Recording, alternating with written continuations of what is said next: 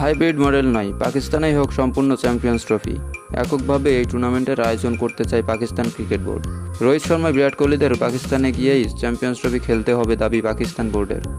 যদি তা না হয় তাহলে পরের টি-20 বিশ্বকাপ থেকে নাম সরিয়ে নেওয়ার হুমকি দিয়েছে পিসিবি। 19 থেকে 22 জুলাই কলম্বোয় আইসিসির বার্ষিক বৈঠক বসবে। জানা গিয়েছে সেখানে যদি হাইব্রিড মডেলের প্রস্তাব দেওয়া হয় তাহলে তা পিসিবি মানবে না। পাকিস্তানে গিয়ে ভারত চ্যাম্পিয়ন্স ট্রফি খেলবে না বলে জানা গিয়েছিল।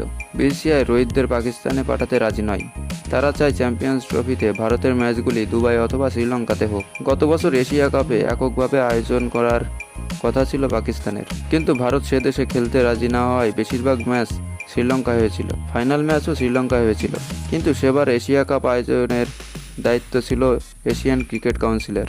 এশিয়া কাপের আয়োজক আইসিসি। তাই ভারত এই প্রতিযোগিতায় খেলতে না গেলে আইসিসি কী ব্যবস্থা নেয় সেদিকেও নজর থাকবে। ভারতীয় দল পাকিস্তানে না গেলেও গত বছর বিশ্বকাপ খেলতে বাবর আজমেরা ভারতে এসেছিলেন। 2026 সালের বিশ্বকাপের আয়োজক ভারত এবং শ্রীলঙ্কা। পাকিস্তান জানিয়েছে ভারত যদি চ্যাম্পিয়ন্স ট্রফি খেলতে না আসে তাহলে তারাও আসবে না ভারতে। এমন হুমকি গত বছর বিশ্বকাপের আগেও কিন্তু দিয়েছিল পাকিস্তান, কিন্তু শেষ পর্যন্ত ভারতে এসে খেলতে হয়েছিল তাদের।